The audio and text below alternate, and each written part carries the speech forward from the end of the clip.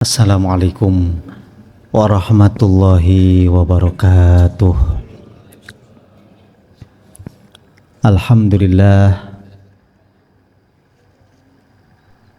alladzi hadana li hadza wa ma kunna linahtadiya laula an hadana Allah.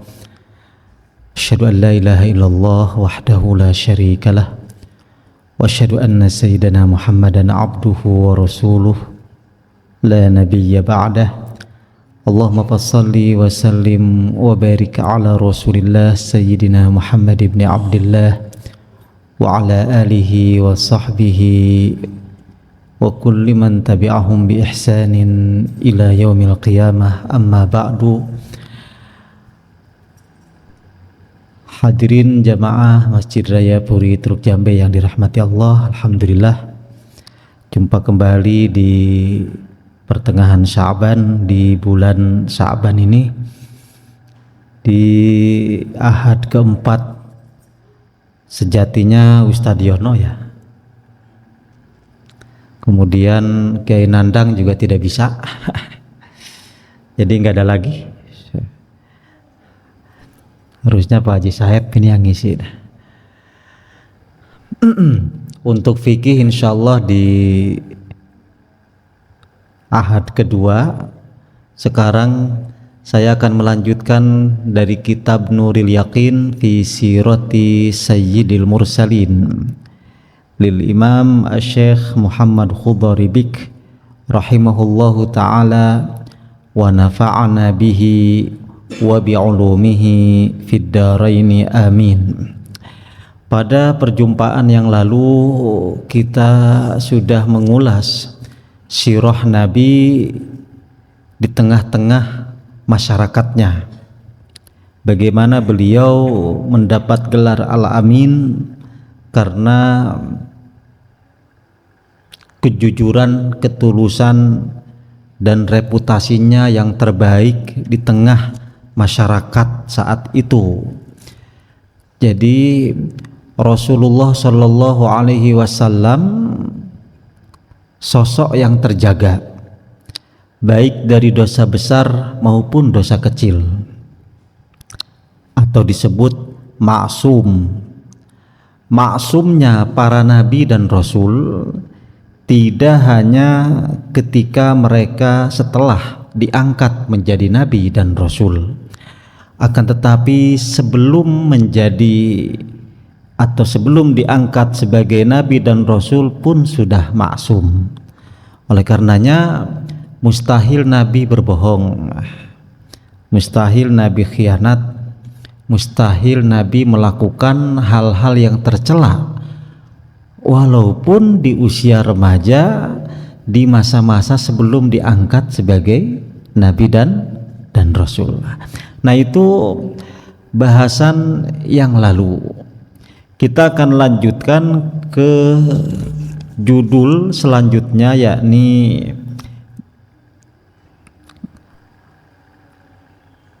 kemuliaan-kemuliaan yang Allah berikan kepada Nabi sebelum ia diangkat sebagai Nabi dan Rasul. Bismillahirrahmanirrahim. Ma akramahullahu bihi qablan nubuwati. Perkara yang menjadi karomah, pemuliaan Allah kepada baginda Nabi sebelum ia menjadi seorang nabi. Awwalu min haddin minallahi ma hasala minal barakat ala ali Halimah alladzina kana mustardi'an fihim. Sejak bayi, tidak lama setelah Nabi dilahirkan, Nabi sempat disusui oleh Thuwaibah, kemudian oleh Halimah As-Sa'diyah dari Bani Sa'ad. Perlu diketahui bahwa di kalangan keluarga dan lingkungan Halimah As-Sa'diyah itu masyarakatnya kekurangan, ternaknya kurang banyak, domba-dombanya kurus-kurus, ibu-ibu air susunya pun sedikit, tanahnya tandus, tidak subur sama sekali. Tapi ketika Rasulullah Shallallahu Alaihi Wasallam datang ke tempat itu dan disusui oleh Halimah As-Sa'diyah, membawa keberkahan tersendiri baik bagi Halimah, keluarganya maupun masyarakatnya, sehingga faqad kanu qabla hudurihi binadihim mujdabina falamma sara bainahum sarat ghanimatuhum ta'ubu min mar'aha. Setelah Nabi atau saat Nabi ada di lingkungan Bani Sa'diyah, atau ketika ia disusui oleh Halimah Sa'diyah, lingkungannya menjadi subur dan ibu-ibu air susunya pun tidak pernah kurang. Bukan saja Halimah As-Sa'diyah, tetapi ibu-ibu yang lainnya pun air susunya banyak.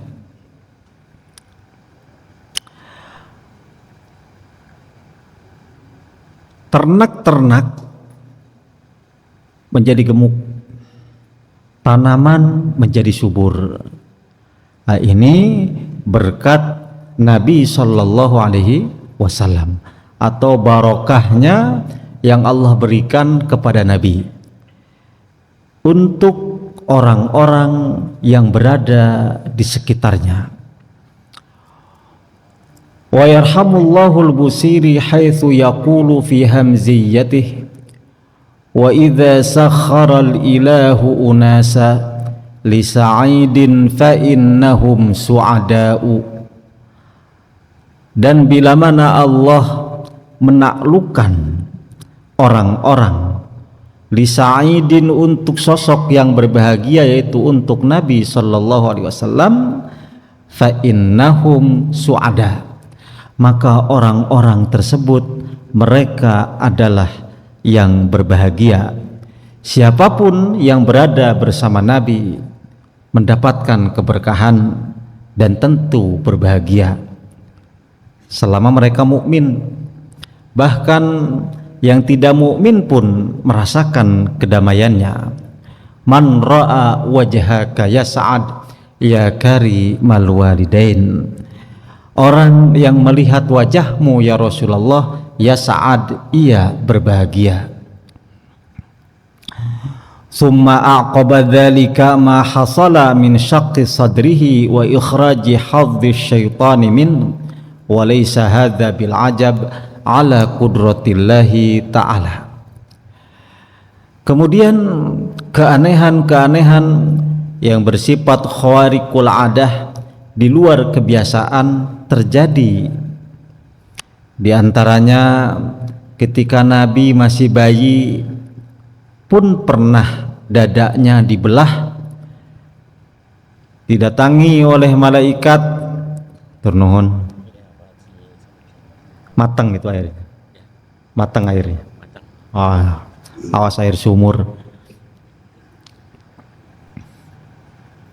Dadanya dibelah.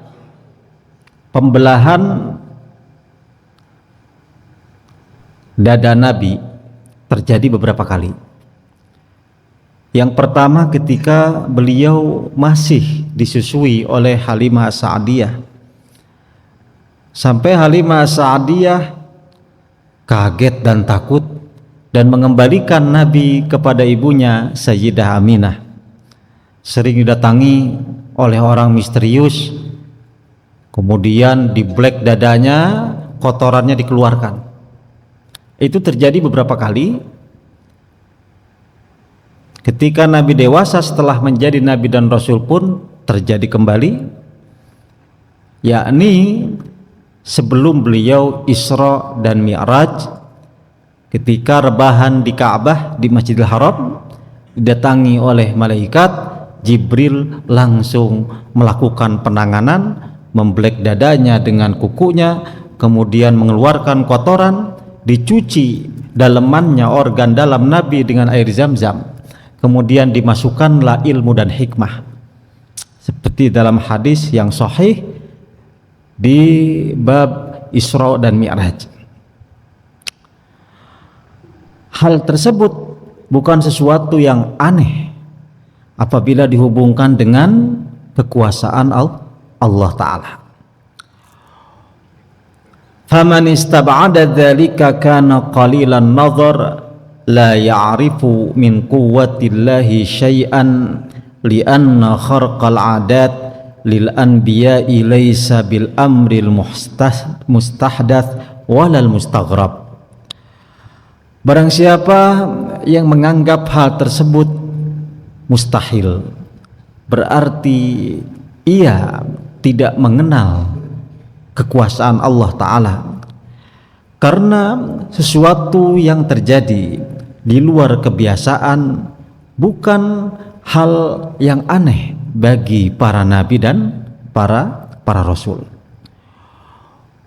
Wa minal karamatil ilahiyyati taskhirul ghamamati lahu fi safarihi ila Syam hatta kanat tudhilluhu fil yawmis saif la yashtariku ma'ahu ahadun fil qafilah.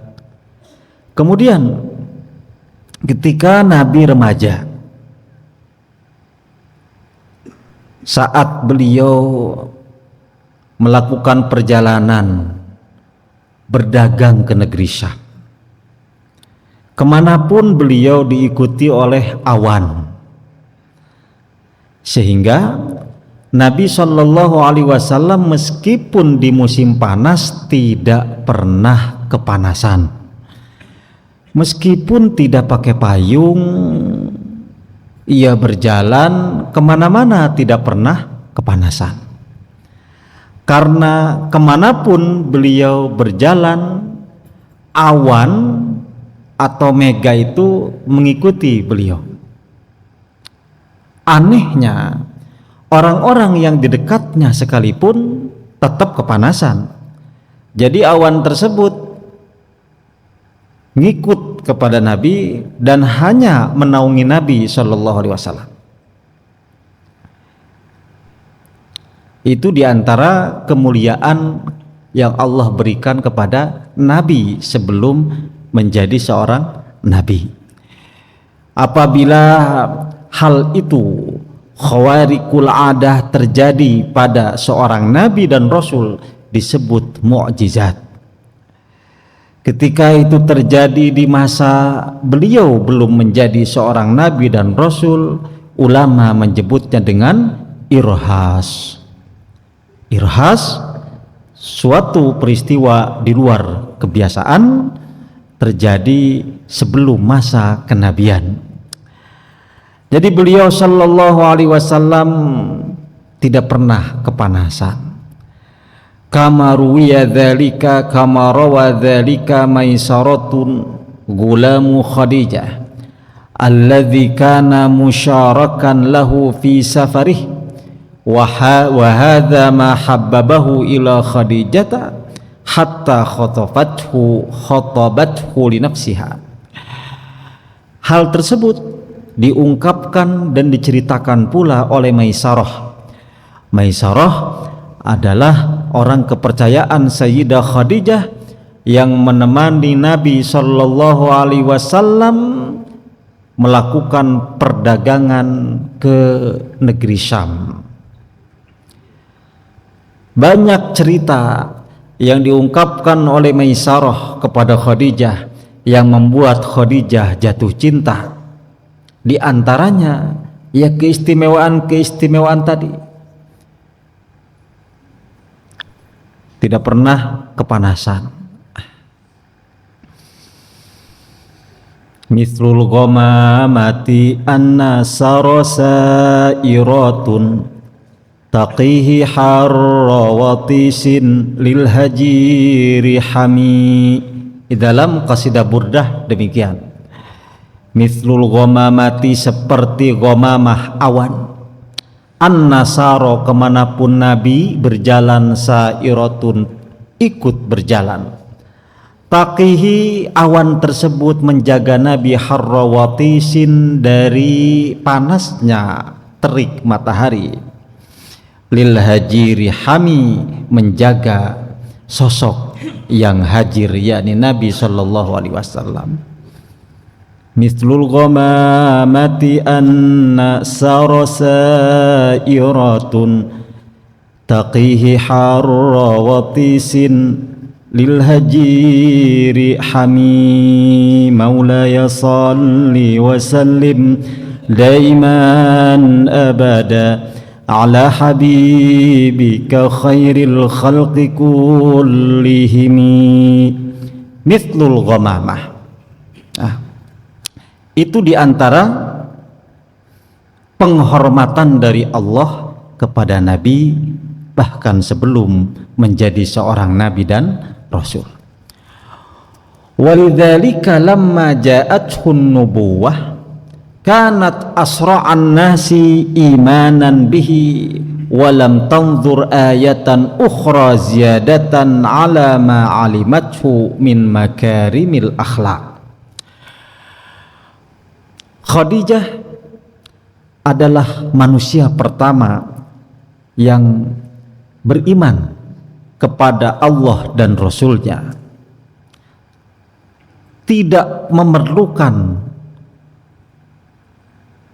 ayat atau sesuatu yang lain untuk beriman. Kenapa? Karena bagi Khadijah sudah cukup bahwa ia sosok yang mulia.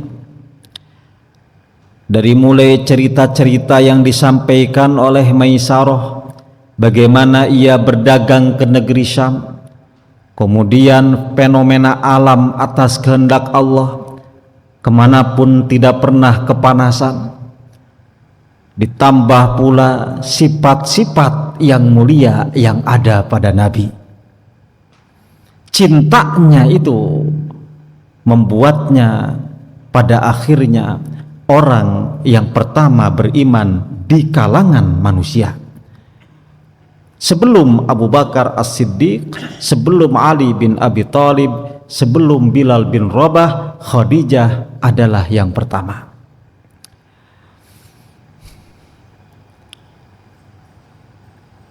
Wa min minanillahi alaihi ma kana yasma'uhu minas salami alaihi minal ahjari wal ashjar.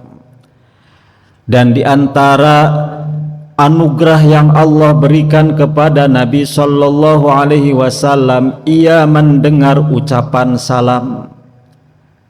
Mendengar ucapan salam minal ahjari, dari bebatuan, wal asjari, dan pepohonan. Kita orang Islam, umat Nabi sallallahu alaihi wasallam, jangan sampai kaget dengar yang begini-begini. Kalau batu kemudian pepohonan ngucap salam kepada Nabi, itu jelas-jelas dalam sirah tercatat. Kalau kita mengerutkan kening, berarti betul-betul tidak membaca dan tidak mempelajari. Di antara kelebihan Nabi Shallallahu Alaihi Wasallam di usia remaja, sebelum menjadi Nabi dan Rasul,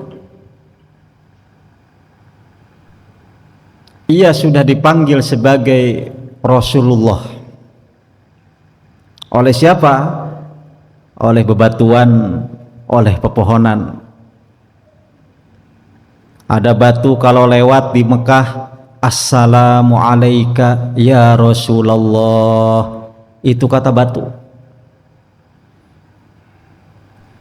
Di antara kelebihan atas Nabi Sallallahu Alaihi Wasallam, Allah menaklukkan dan juga membuat benda-benda yang katanya mati dan tak berakal itu berbicara kepada Rasul sallallahu alaihi wasallam.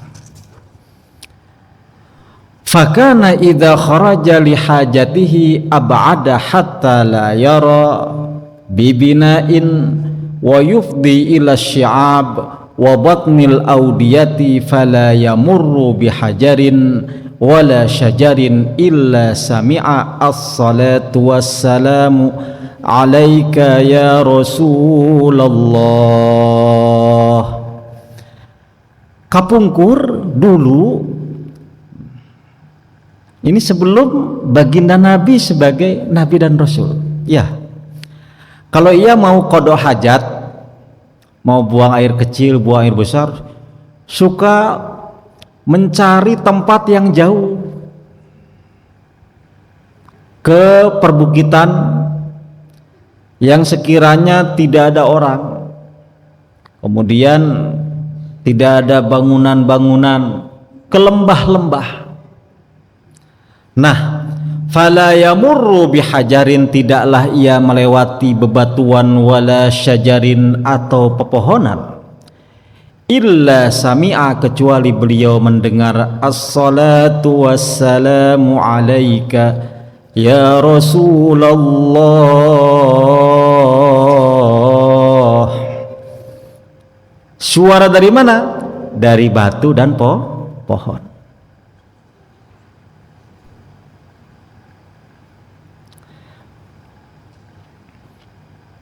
Wa kana yaltafitu an yaminihi wa shimalihi wa khalfihi fala yara ahadan faqad haddatha bidzalika an nafsihi wa laysa fi dzalika kabiru iskalin faqad sakharallahu al-jamadati lil anbiya'i qablahu. Nah, uniknya Nabi dengan polosnya saat itu melirik ke kanan, ke kiri, ke belakang, kok nggak ada orang sama sekali. Tapi mendengar ada yang membaca salam kepadanya. Wah, ternyata itu batu dan pepohonan itu yang mengucapkan, bukan orang atau bukan manusia.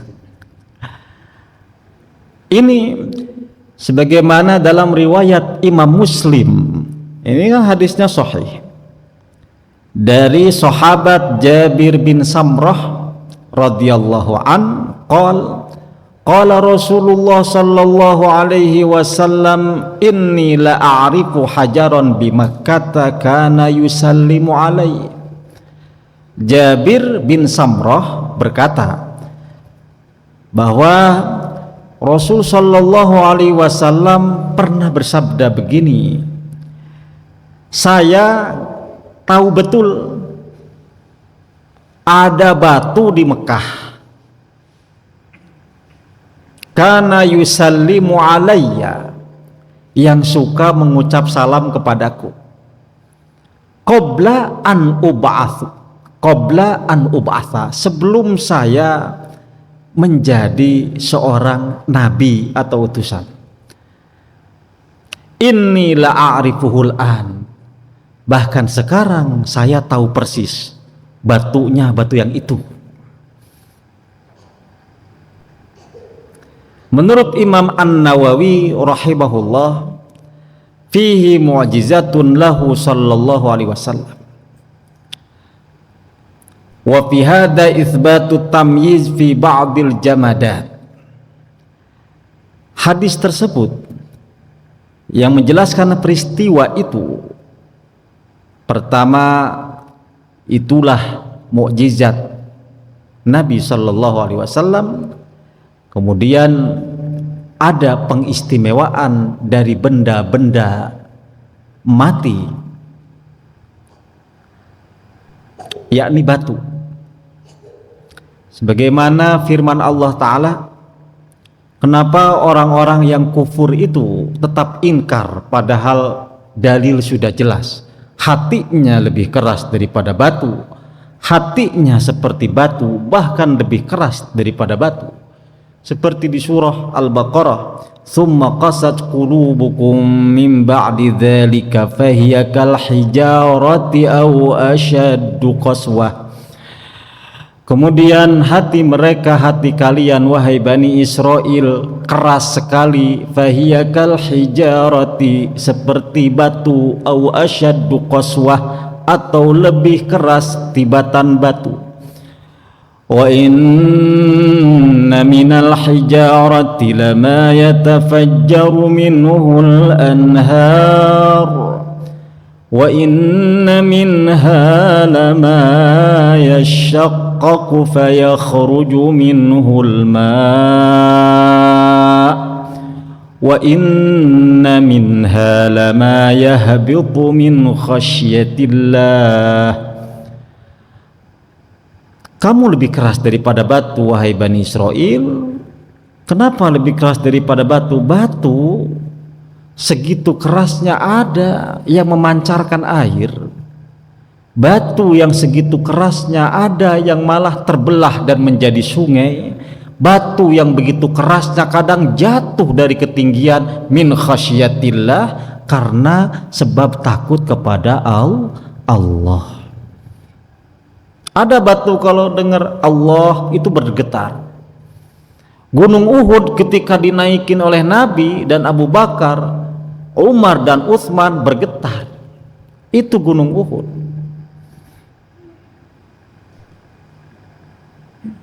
Padahal batu semua.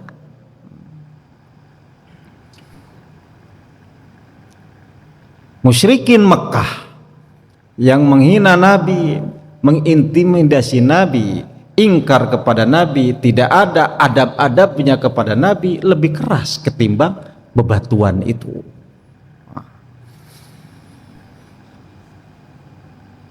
Ja'at lida'watihil ashjaru sajidatan tamshi ilaihi ala saqin bila qadami ka'annama satirat satran lima katabat furu'uhu min badi'il khatti bil qalami. Itu menurut Imam Al-Busiri. Ja'at li da'watihil asjaru, pepohonan-pepohonan, pohon-pohon itu datang kepada Nabi SAW berjalan. Ketika Nabi memanggil, ketika Nabi berdakwah, sajidatan, sambil merunduk, tamshi ilaihi ala saqin bila qadami. Pepohonan itu bergeser kepada Nabi itu.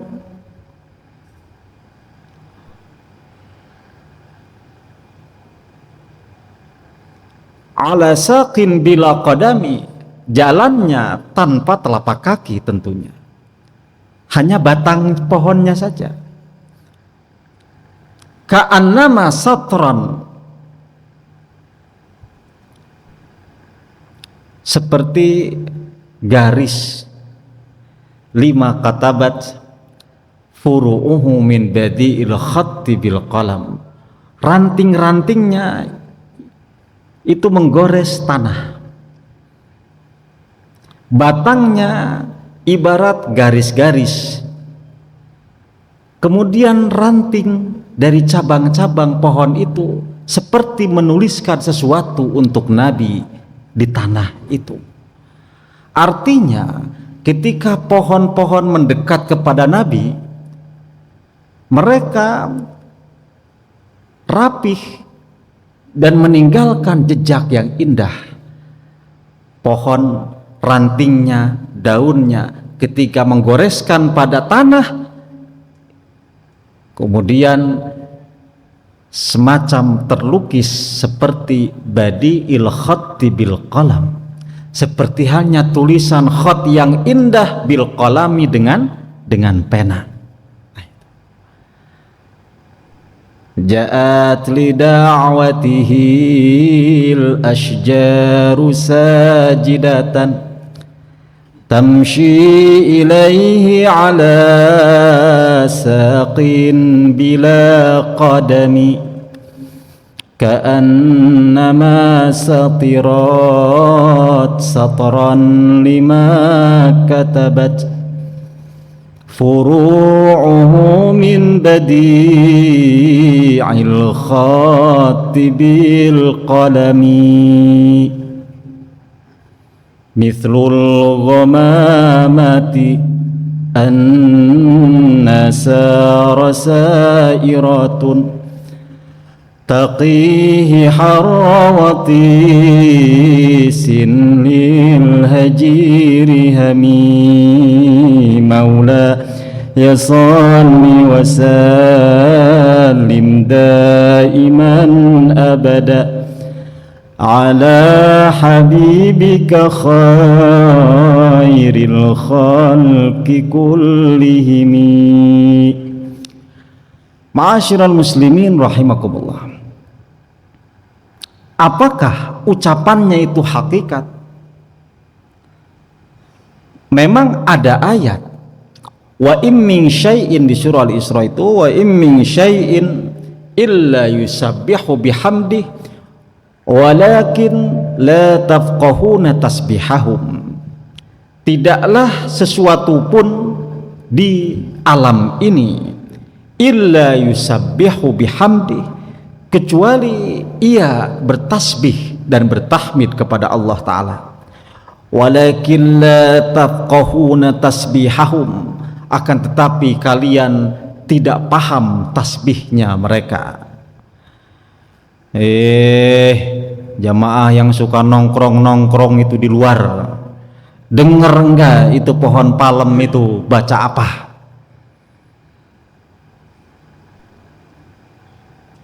Dengar enggak baca tasbih, baca takbir? Kalau Anda nongkrong-nongkrong kemudian ngelamun, lupa kepada Allah,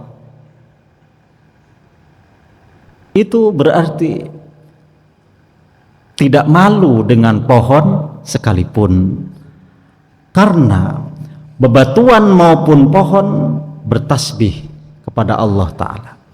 Burung-burung pun demikian. Yang nongkrong-nongkrong di jalan, di laut, di mana, semua makhluk-makhluk Allah itu, hewan-hewan itu bertasbih kepada Allah. Sehingga jika engkau lupa kepada Allah Ta'ala, ghaflah, malah ingatnya makanan terus, ingatnya hal-hal yang remeh-temeh terus, mestinya malu dengan pepohonan dan bebatuan itu. Karena Allah Subhanahu wa Ta'ala menyebutkan dalam surah Al-Isra, wa im min syai'in illa yusabbihu bihamdihi walakin la tafqahuna tasbihahum. Hadirin ma'asyiral muslimin rahimakumullah, menurut Imam An-Nawawi, salamnya bebatuan dan pepohonan kepada Nabi hakikat. Jadi bukan suara jin, tapi memang mereka bersuara. Hanya saja tidak setiap orang bisa mendengar. Nabi SAW dan juga para sahabat mendengarnya. Di dalam hadis riwayat At-Tirmidzi dari Ali bin Abi Thalib radhiyallahu anhu, kuntu ma'an nabi sallallahu alaihi wasallam fa kharajna fi ba'di nawahiha famastaqbalahu jabalun wala syajarun illa wa huwa yaqul assalamu alayka ya Rasulullah. Sayyidina Ali mendengar, suatu saat saya, kata Ali bin Abi Thalib, ini hadis riwayat Imam At-Tirmidzi, saya berjalan bersama Nabi, lah itu tidak melewat bebatuan maupun pepohonan kecuali pohon dan batu yang dilewati oleh Nabi itu mengucap salam kepada Nabi, assalamu alayka ya Rasulullah. Begitu pula athar dari sahabat Abdullah ibnu Mas'ud radhiyallahu an. Kata Ibnu Mas'ud, ia bercerita, kuntu amshi fi Makkah fa ara hajaran a'rifuhu. Aku berjalan di Mekah, kemudian aku melewati batu yang aku kenal. Tidaklah Rasul sallallahu alaihi wasallam melewati batu tersebut kecuali aku mendengar batu tersebut mengucap salam kepada Nabi. Aku mendengar biudhuni dengan telingaku, yaqul assalamu alayka ya Rasulullah. Itu kata siapa? Kata sahabat Abdullah bin Mas'ud radhiyallahu anhu. Hal ini sekali lagi bukan sesuatu yang mustahil. Allah subhanahu wa ta'ala menaklukkan benda-benda mati itu atau jamadat bahkan kepada para nabi dan rasul sebelumnya. Fa'asa Musa, bagaimana tongkat Musa itu membelah lautan, bagaimana tongkat Musa bisa melahap ular-ular tukang sihir. Kemudian tongkat Musa ketika dipukulkan pada batu, maka terpancar dari batu tersebut 12 mata air, yang dari 12 mata air itu bisa mengairi untuk minum 12 kabilah Bani Israel. Yang di dalam Al-Quran disebutkan, wa idh istasqa Musa liqaumihi faqul nadrib bi'asakal hajar fanfajarat minhu 12 'ayna qad 'alima kullu unasin mashrabahum kulu washrabu min rizqillahi wa la ta'thaw fil ardi mufsidin.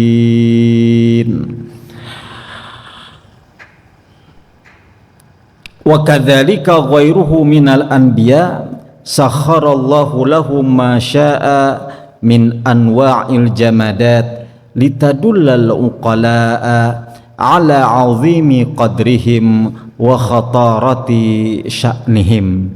Demikianlah Allah Ta'ala dengan kehendak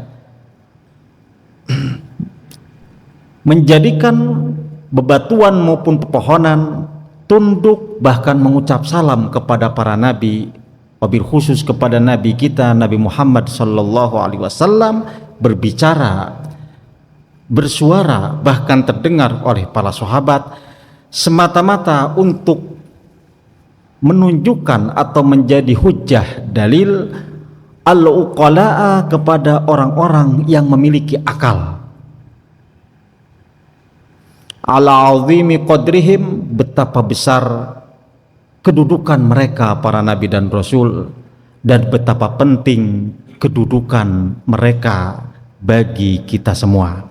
Ma'asyiral muslimin rahimakumullah, itu ma akramahullahu bihi qablan nubuwah, kemuliaan-kemuliaan yang Allah berikan kepada Rasulullah sallallahu alaihi wasallam sebelum ia diutus menjadi seorang nabi. Semoga apa yang kita dengar ini menambah-nambah kecintaan kita kepada baginda Nabi sallallahu alaihi wasallam dengan membaca, mempelajari sirahnya. Oh demikian dan demikian, betapa agungnya Rasul, betapa agungnya dan pentingnya para nabi dan Rasul, betapa terhormatnya mereka. Dan Allah subhanahu wa ta'ala sudah menghendaki demikian agar kita betul-betul bisa beradab dan mengikat batin kita bersama mereka.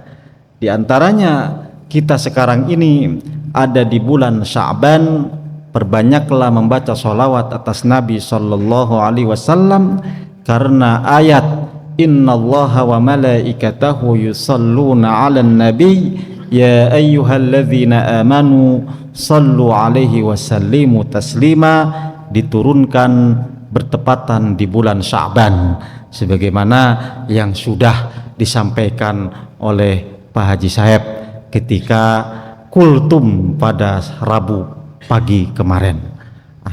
Intinya banyak-banyak bersolawat di bulan Sya'ban ini. Barangkali itu yang saya sampaikan, satu bab saja. Insya Allah di pertemuan berikutnya tabsyirut taurati bihi, pemberitaan kelahiran Nabi dalam kitab Taurah. Sebelum tutup, jika ada yang ditanyakan dipersilahkan. Ya.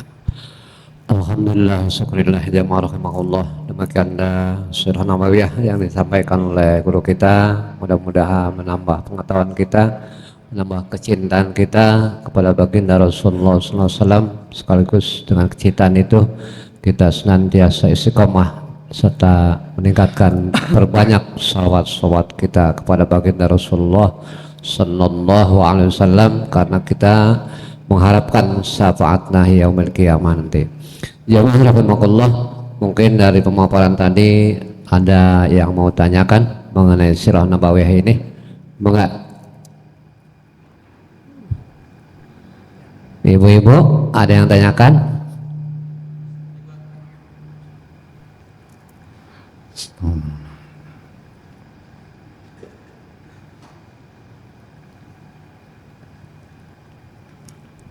Bismillahirrahmanirrahim. Assalamualaikum warahmatullahi wabarakatuh. Waalaikumsalam. Tadi disampaikan bahwa setiap pohon, setiap batu menyampaikan salam kepada Nabi Muhammad. Itu seperti kita tahu bahwa di Mekah ini kan tidak hanya orang mukmin muslim, tapi ada orang musyrik. Nah ini apakah itu juga batu-batu itu atau pohon-pohon itu ada yang tidak bersalam kepada Rasulullah, yang menandakan bahwa dia termasuk juga kalangan orang musyrikin gitu. Kemudian yang kedua mengenai persusuan Nabi Muhammad SAW, itu kan sepertinya pindah-pindah, jadi kayak Siti Halimah saja waktu menyusui itu Nabi mendapat peristiwa yang menakjubkan terus dikembalikan. Itu sehubungan dengan surat wal walidatu yurdi'na auladahunna hamilaini dan seterusnya.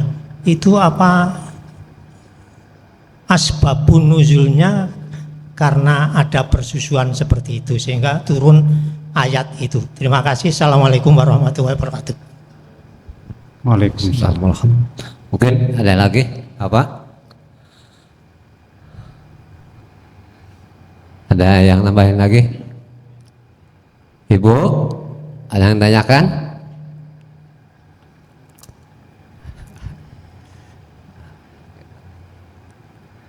Ini kalau masalah hukum rame, kalau masalah sejarah yang beginian kurang, karena bacaannya juga kurang. Karena nanya itu nisful ilmi. Bisa bertanya berarti punya modal ilmu pengetahuan. Kalau modalnya kurang, bakal kurang mau nanya apaan.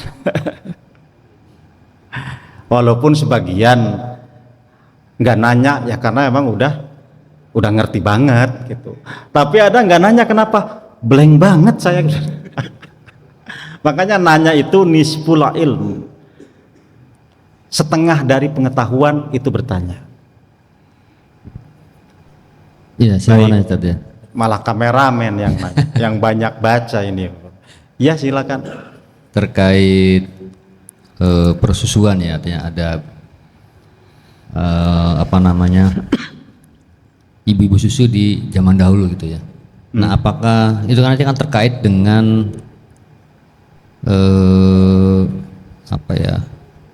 kan tidak ada boleh menikah antara satu susu yang lain, ada anak susunya yang lain gitu.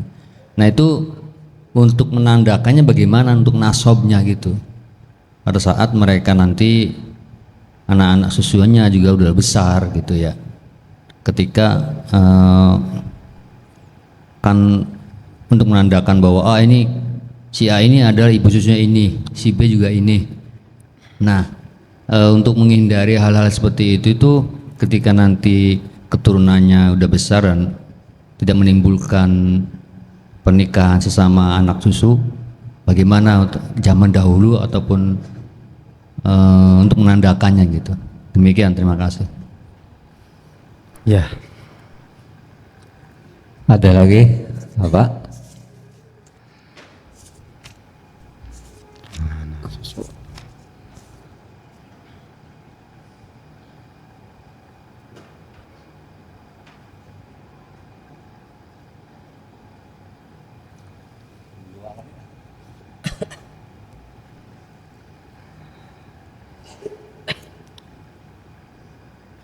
Baik, cukup dua dulu. Pertanyaan yang pertama, sebagaimana manusia ya, ada yang mukmin, ada yang kafir ya. Apakah batu juga? Oh, batu itu tidak ada itu. Makanya di sini la yamurru la bihajarin atau syajarin, bahasanya apa tadi, itu menunjukkan keumuman ya, semua batu, dan fala yamurru bihajarin wala syajarin, tidaklah ia melewati batu atau pohon illa kecuali sami'a as-salatu wassalamu alaika ya Rasulullah. Jadi tidak ada yang dikecualikan, menunjukkan pada keumuman di surah Al-Isra itu, wa in min syai'in illa yusabbihu bihamdih walakin la tafqahuna tasbihahum. Jadi bebatuan pohonan itu tidak ada yang kufur, yang ingkar, tidak ada, semuanya bertasbih. Hanya manusia dan jin yang kena apa? Yang kena taklif untuk iman. Kemudian mereka ada yang kufur, ada jin kafir, ada jin mukmin. Sebagaimana manusia ada yang mukmin, ada yang kafir. Tidak ada batu kafir, batu mukmin, tidak ada, karena mereka tidak terkena taklif, sehingga otomatis mereka itu gunung pun sama. Lau anzalna hadzal Qur'an ala jabalil la ra'aitahu khashi'an mutasaddian min khasyatillah. Kemudian amanah yang susah, yang berat itu mereka pun gak mau kan. Inna aradnal amanata ala samawati wal ard wal jibal fabaina ayyahmilnaha wa ashfaqna minha fahamalaha al-insan innahu kana zaluman jahula.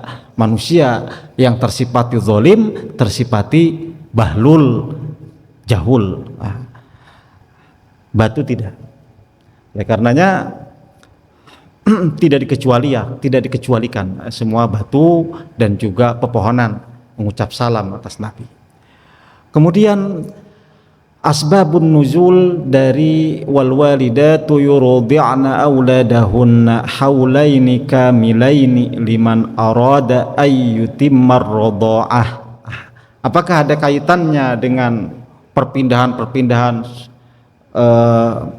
Nabi pernah dengan Thuwaibah disusui oleh Halimah Sa'diyah? Pertama, ketika Nabi lahir, yang berlaku adalah tradisi masyarakat saat itu. Memang diantara min adatil Arab demikian. Itu kan sudah dijelaskan di pertemuan yang lalu di bab ar-radha. Supaya apa? Supaya ketika lahir itu anak Arab itu tidak disusui oleh ibunya, tapi dibawa ke suatu lembah tempat di luar tanah kelahirannya. Kemudian pada orang-orang bibadiyah, di kampung. Menurut tradisi saat itu, agar si anak memiliki wawasan kekuatan dan juga mudah bergaul dan sebagainya. Jadi ada tradisi semacam itu. Sudah tradisi, dan tradisi itu sudah berjalan dengan baik. Kemudian juga bagi sebagian jasa menyusui itu sebagai pekerjaan. Nah, saat itu. Adapun di surah Al-Baqarah, ayat tersebut turun di Madinah.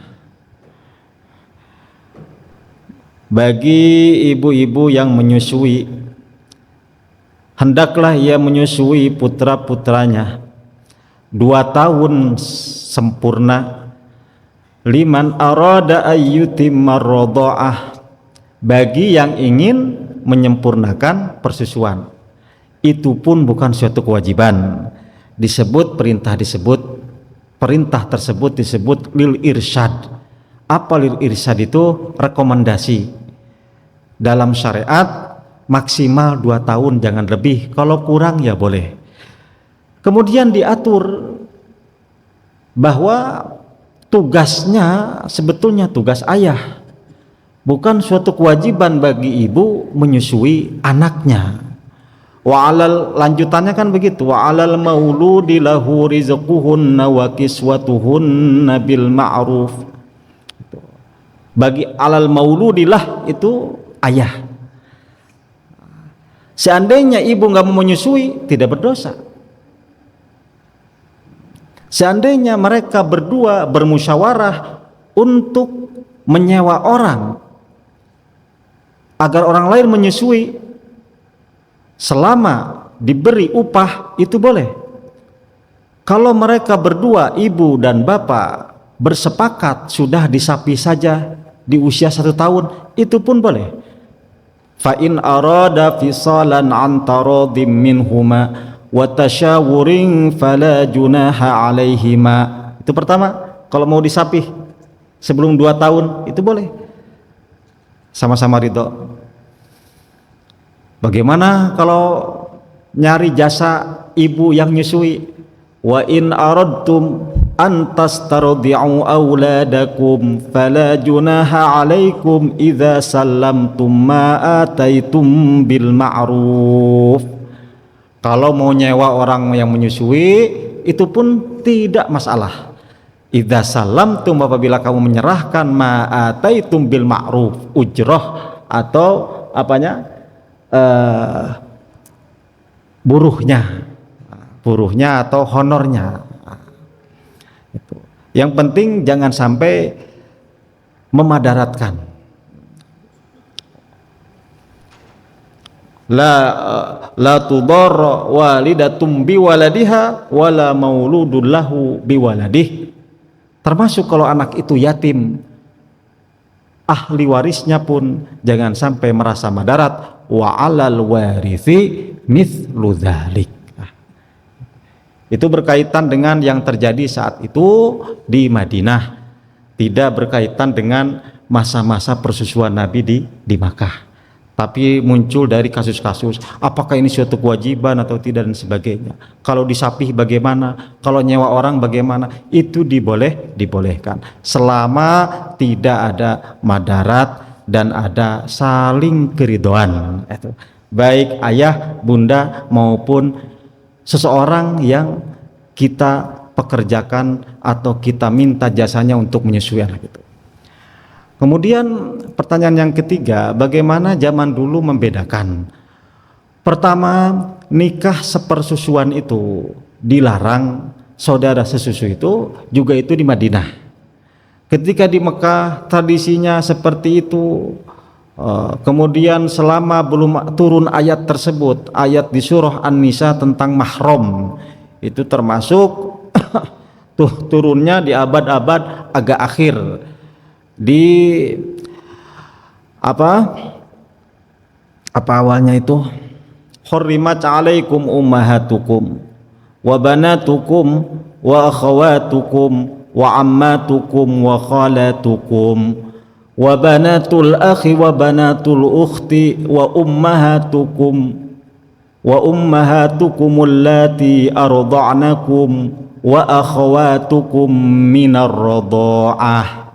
Hurrimat alaikum, diharamkan untuk kalian siapa? Ummahatukum, ibu-ibu kalian, wa banatukum, dan putri-putri kalian diharamkan untuk dinikahi, wa akhawatukum, dan saudari-saudarimu, wa banatul akhi, putri dari saudara laki-laki ponakan, wa banatul ukhti, putri dari saudari perempuan ponakan dari adik atau kakak perempuan, wa ummahatukumul lati arda'nakum, dan ibu yang menyusui kamu sekalian. Ibu persusuan tidak boleh.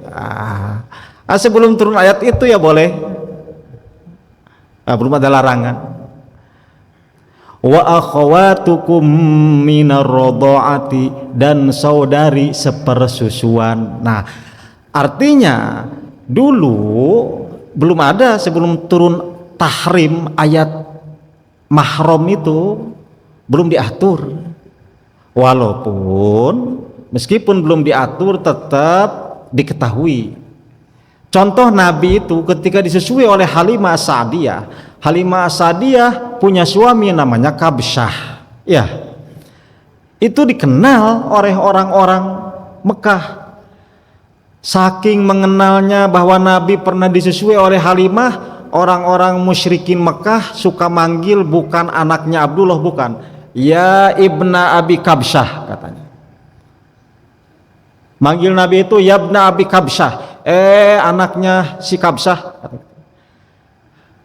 Saking apa? Masyhur, terkenal dulu ini dulu disusuinya sama si anu tuh, si Halimah. Halimah mana?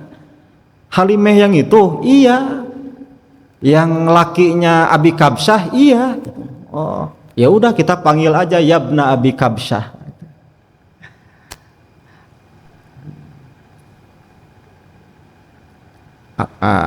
Diketahui, artinya sejak dulu itu walaupun belum diatur tetap diketahui si anu.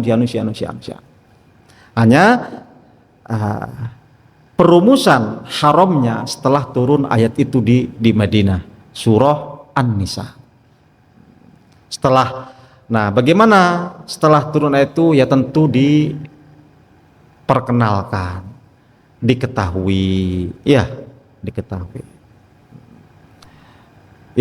Hal itu kan masih gampang identifikasi, tinggal disebutkan. Yang susah itu bapaknya kawin lagi,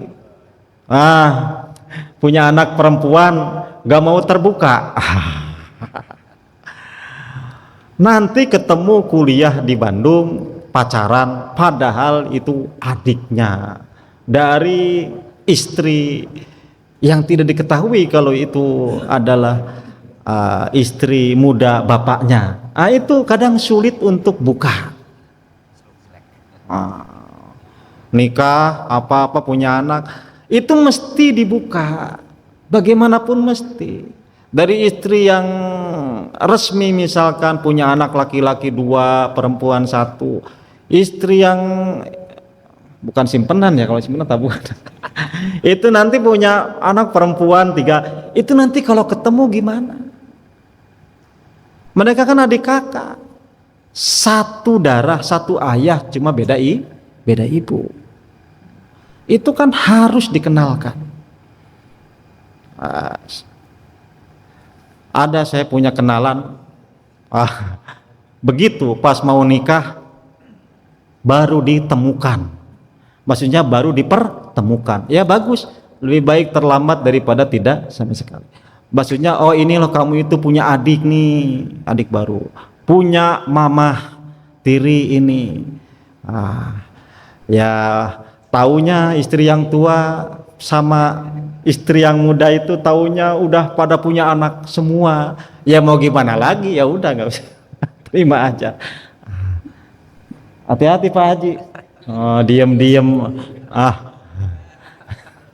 Nah itu kadang itu kan sulit ngungkap ya. Nunggu-nunggu nanti aja kalau udah pada gede. Nah umur gak tahu, harus diungkap itu. Maksudnya dikenalkan. Nah, itu yang kalau soal si anu pernah nyusu di anu ini, itu tidak ada beban menyampaikan itu. Ya. Hati-hati Pak Haji Soleh. Saya kira itu untuk membedakan apa masalah persusuan tadi. Baik, Oke, ada lagi tambahannya? Baik, kalau nggak ada, mari sama-sama kita mengucapkan alhamdulillah dan juga membaca doa kafaratul majlis. Subhanakallahumma wa bihamdika asyhadu an la ilaha illa anta astaghfiruka wa atubu ilaik. Alhamdulillahirabbil alamin. Terima kasih Ustaz. Mudah-mudahan menambah pengetahuan kita, kecintaan kita kepada baginda Rasulullah sallallahu alaihi wasallam. Demikianlah tapi kita pada hari ini. Assalamualaikum warahmatullahi wabarakatuh.